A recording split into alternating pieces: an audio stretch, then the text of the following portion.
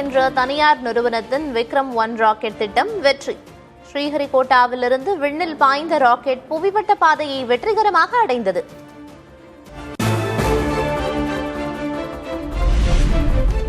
விக்ரம்-1 rocket சாதனைக்கு பிரதமர் நரேந்திர மோடி வாழ்த்து. தனியார் நிறுவன விஞ்ஞானிகளை தொலைபேசியில் தொடர்பு கொண்டு பாராட்டு. मैं आपको आपकी पूरी टीम को इस महत्वपूर्ण निर्णय के लिए और महत्वपूर्ण सफलता के लिए मैं बहुत बहुत बधाई देता हूं.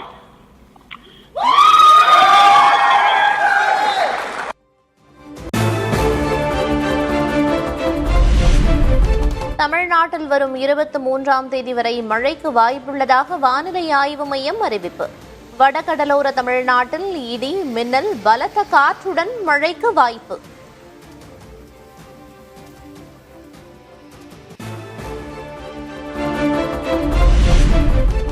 அருணாச்சல பிரதேசத்தில் தொடர் கனமழையால் பல இடங்களில் வெள்ளம், நிலச்சரிவு. 7 பேர் உயிரிழந்துள்ள நிலையில் 1,15,000க்கும் அதிகமானோர் பாதிப்பு.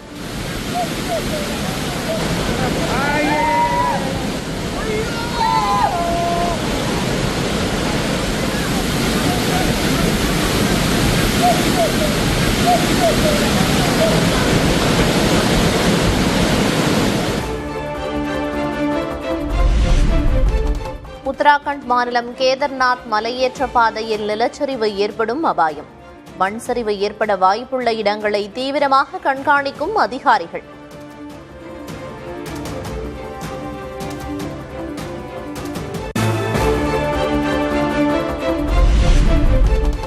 சத்தீஸ்கரில் குடியிருப்பு பகுதிகளை சூழ்ந்த வெள்ளத்தால் பொதுமக்களின் இயல்பு வாழ்க்கை பாதிப்பு. பல்வேறு மாவட்டங்களில் கனமழை பெய்து வரும் நிலையில் பிலாஸ்பூர் மாவட்டத்துக்கு சிவப்பு எச்சரிக்கை.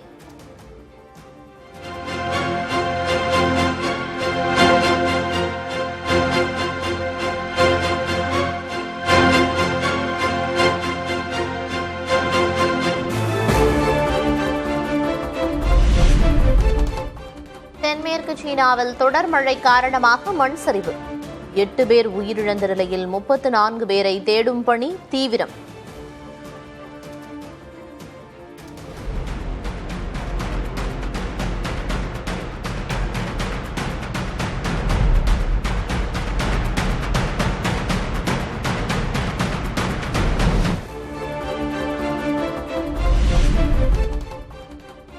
தங்கம் விலை நேற்று குறைந்த நிலையில் இன்று சவரனுக்கு 280 ரூபாய் உயர்வு. ஒரு சவரன் தங்கம் 1,05,080 ரூபாய்க்கு விற்பனை.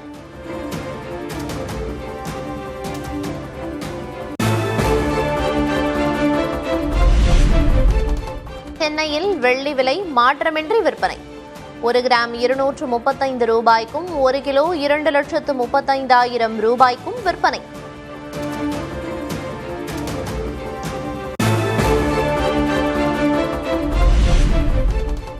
டெல்லியில் 21வது நாளாக உண்ணாவிரதத்தை தொடர்ந்த சோனம் வாங்சுக் வலுக்கட்டாயமாக மருத்துவமனையில் அனுமதி. நீட் தேர்வு முறைகேட்டை கண்டித்தும் லடாக் பகுதிக்கு தன்னாட்சி அதிகாரம் கோரியும் போராடி வரும் நிலையில் காவல்துறை நடவடிக்கை.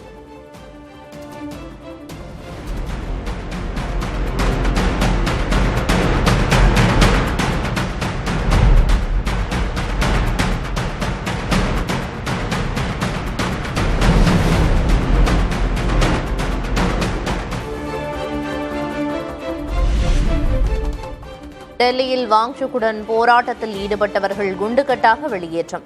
போராட்ட களத்தில் இருந்தவர்களை அப்புறப்படுத்திய காவல்துறையினர்.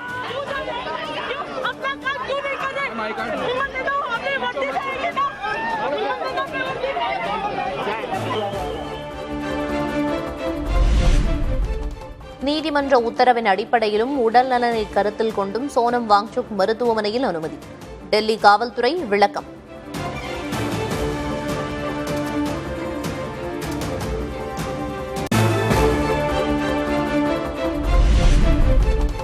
சோனம் வாங்சுக்கை அழைத்துச் சென்றால் போராட்டம் முடிவுக்கு வந்துவிடும் என நினைப்பது தவறு என அபிஜித் திப்கே சாடல்.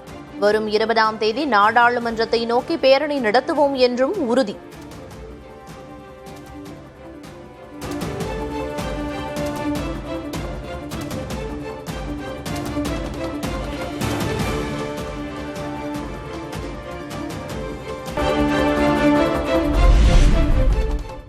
தமிழ்நாடு நாளையொட்டி முதல்வர் விஜய் வாழ்த்து. மெட்ராஸ் மாநிலமாக உருவான நவம்பர் 1ஆம் தேதியையும் தமிழ்நாடு என்ற பெயருக்கான தீர்மானம் நிறைவேற்றப்பட்ட ஜூலை 18ஐயும் தாவேக அரசு கொண்டாடும் என பதிவு.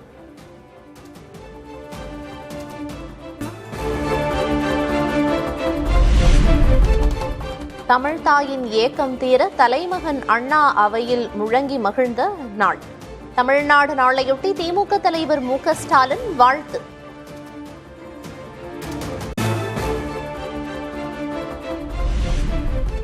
சென்னை சைதாப்பேட்டையில் உள்ள சமூக நீதி விடுதிகளில் முதல்வர் விஜய் திடீர் ஆய்வு. கல்லூரி மாணவர்களின் குறைகளை கேட்டறிந்த முதல்வர்.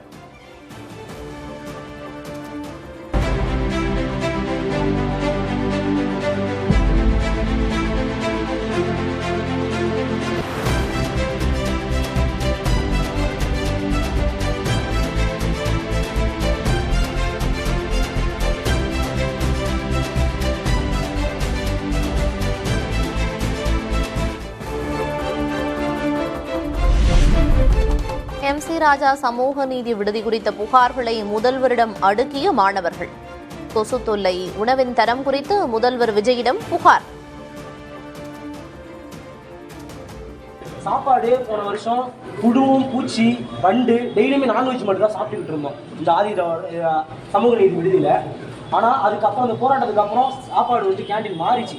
சாப்பாடு வந்து புழுவு நிலையிலேருந்து மாறி இப்போ தரமான உணவு ஒரு 5 நாள் போட்டாங்க. அதாவது கேள்வி கேட்கும் போது மட்டும்தான் அந்த உணவு தரமான உணவாக வருது. அதற்கப்புறம் வந்து அந்த உணவு தரமற்றமாக தான் வருது.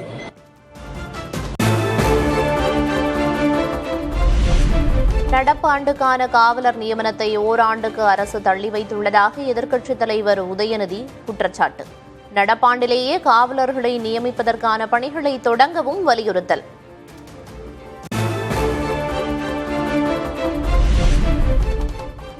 இன்னும் 6 மாதங்களில் திமுக ஆட்சி மலரும். நாங்கள் கூப்பிடாமலேயே தாவேக எம்எல்ஏக்கள் திமுகவுக்கு வருவார்கள் என்றும் அனிதா ராதாகிருஷ்ணன் பேச்சு. இன்னும் 6 மாத காலத்தில் திராவிட முன்னேற்ற கழகத்தினுடைய ஆட்சி தமிழகத்திலே மலரும். இன்றைக்கு தாவேக எம்எல்ஏக்கள் தான் எப்போ ஓடலான்னு காத்திருக்கான். அதை தடுக்கிறதுக்காக எங்களை காட்டி அவனை பயமுறுத்துறான். யாரும் நாங்க கூப்பிட வேண்டியதில்லை, அவன் தானா வந்துருவான்.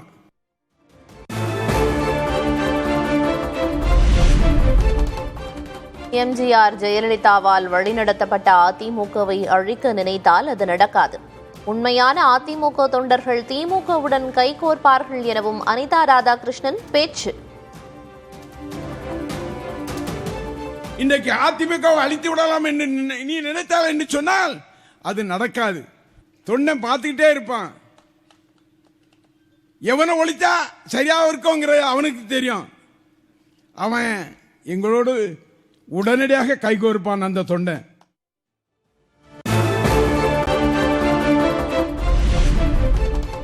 தாவேக ஆட்சியை கவிழ்க்க இப்போதும் முயற்சி நடப்பதாக அமைச்சர் நிர்மல்குமார் குற்றச்சாட்டு.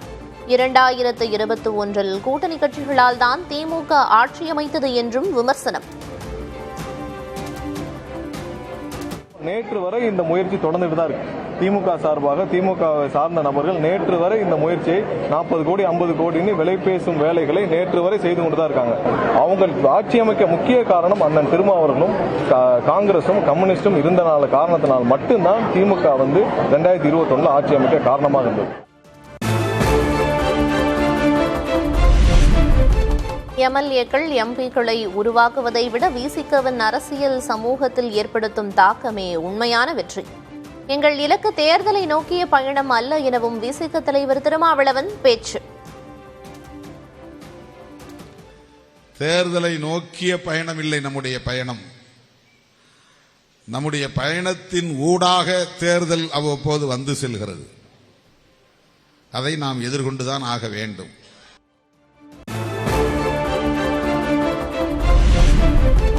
மாபெரும் கட்சிகளான திமுகவையும் அதிமுகவையும் தகர்த்து தரைமட்டமாக்கிவிட்டு முதல்வராகிவிட்டார் விஜய்.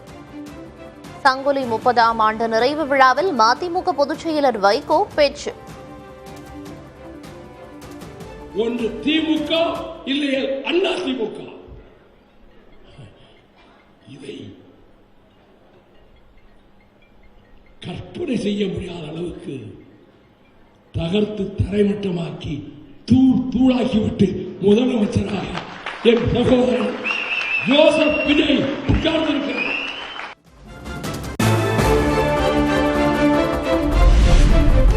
எதிர்க்கட்சிகள் மட்டுமல்லாது கூட்டணி கட்சிகளும் முதல்வர் விஜய் மீது விஷக்கணைகளை வீசுகின்றன.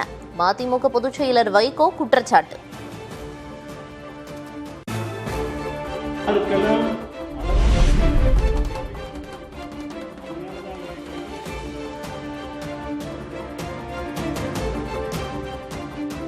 ஆயிரத்து 1993 நிகழ்த்தப்பட்டது போல் மீண்டும் என் மீது பழிகள் சுமத்தப்படுவதாக வைகோ வேதனை.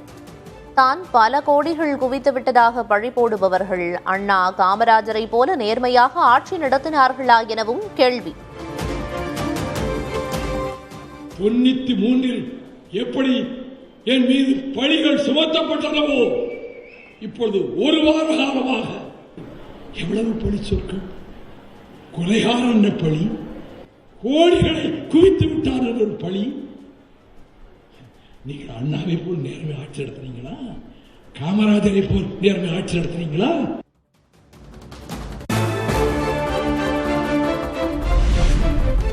பாஜகவுக்கும் தாவேகவுக்கும் இடையே இணைப்பு வேலையை வைகோ பார்த்து வருகிறார். திராவிட வெற்றிக் கழக தலைவர் மல்லை சத்யா விமர்சனம். எனவே பாஜகவுக்கும் தாவேகாவுக்குமான ஒரு இணைப்பை, ஒரு மீடியேஷன் பணியை வைகோ செவ்வனே செய்து கொண்டு வருகிறார். அந்த காட்சி தான் இப்பொழுது நடந்து கொண்டிருக்கிறது.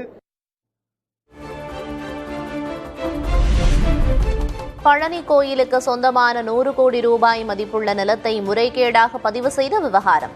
சஸ்பெண்ட் செய்யப்பட்ட சார் பதிவாளர் ஜஸ்டின் மணிகண்டனிடம் சிபிசிஐடி காவல்துறையினர் விசாரணை.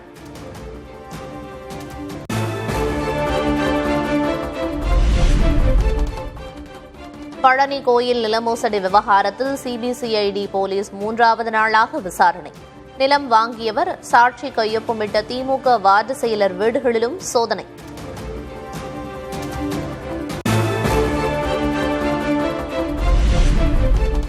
பழனி நிலமோசடி விவகாரத்தில் விரிவடையும் சிபிசிஐடி விசாரணை. சார் பதிவாளர் ஜஸ்டின் மணிகண்டனின் நண்பரும் பத்திர எழுத்தருமான ஜெயபிரகாஷ் வீட்டில் சோதனை.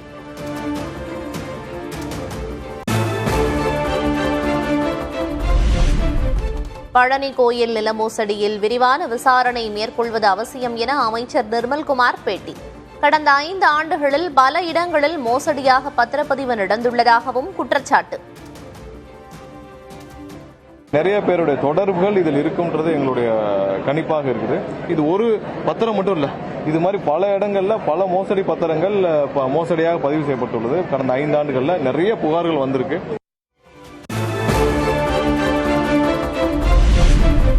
முதலீட்டுக்கு உகந்த மாநிலங்களுக்கான நிதி ஆயோக் தரவரிசை பட்டியலில் 3ஆம் இடத்திற்கு முன்னேறிய தமிழ்நாடு.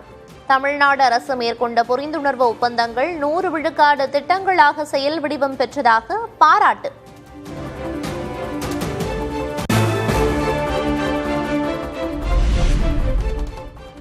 தமிழ்நாட்டின் நிதி நிலைமை பலவீனமாக உள்ளதாக நிதி ஆயோக் தரவரிசையில் தகவல். கடன் அளவு மாநில மொத்த உற்பத்தியின் 31 விழுக்காடு என்றும் வட்டியின் அளவு 3.4 விழுக்காடு என்றும் தகவல்.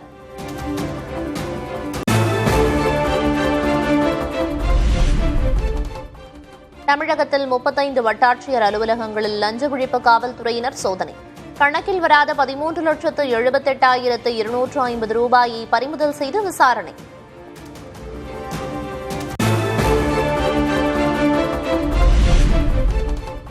தமிழகம் முழுவதும் வட்டாட்சியர் அலுவலகங்களில் நடத்தப்பட்ட சோதனையில் டிஜிட்டல் பரிவர்த்தனை மூலம் லஞ்சம் பெற்றது அம்பலம். ஜிபே மூலம் 68,32,582 ரூபாய் பரிவர்த்தனை செய்யப்பட்டது தொடர்பாகவும் விசாரணை.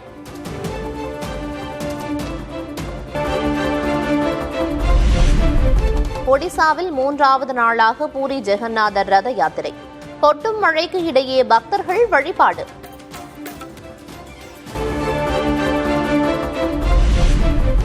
அயோத்தி ராமர் கோயிலில் காணிக்கை முறைகேடு சர்ச்சை எதிரொலி. 10 நாட்கள் பரிகார பூஜை தொடங்கியது.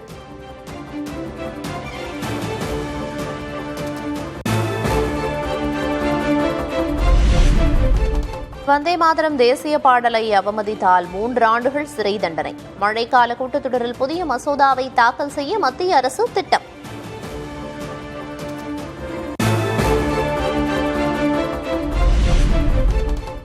தேர்வு வினாத்தாள் கசிவு என்பது இளைஞர்களின் எதிர்காலத்தை அழிக்கும் ஒரு பெருந்தொற்று நோய். முறைகேடுகளை தடுக்க புதிய டிஜிட்டல் தொழில்நுட்பம் தேவை என்றும் மக்களவை எதிர்க்கட்சித் தலைவர் ராகுல் காந்தி பேச்சு.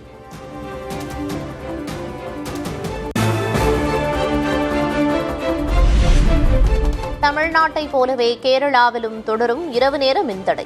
விமர்சனத்துக்கு உள்ளாகும் காங்கிரஸ் அரசு.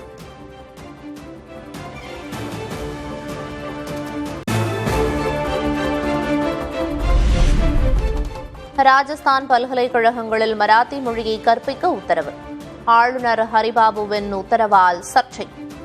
மகாராஷ்டிராவைச் சேர்ந்த ஆளுநர் ஹரிபாபு பாக்டேவின் ஆணையால் ஆசிரியர்கள் முதல் அரசியல்வாதிகள் வரை எதிர்ப்பு.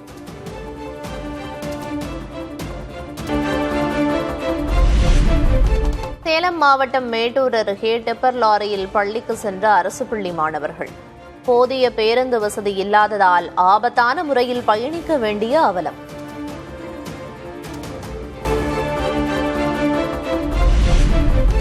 திருநெல்வேலி மாவட்டம் மணிமுத்தாறு அருவியில் நீர்வரத்து குறைந்த போதிலும் குறையாத சுற்றுலா பயணிகள். நீண்ட வரிசையில் காத்திருந்து குடும்பத்தினர் நண்பர்களுடன் குளித்து ஆரவாரம்.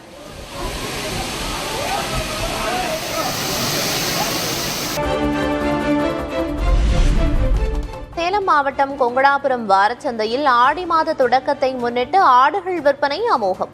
ஒரே நாளில் சுமார் 2 கோடி ரூபாய் மதிப்பிலான செம்மறி மற்றும் வெள்ளாடுகள் விற்பனை. விவசாயிகள் மகிழ்ச்சி.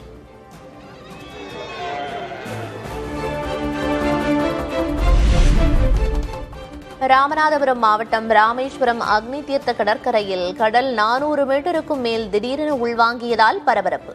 காற்றின் வேக மாறுபாடு காரணமாக ஏற்படும் இயல்பான நிகழ்வு என கடல்சார் ஆராய்ச்சியாளர்கள் விளக்கம்.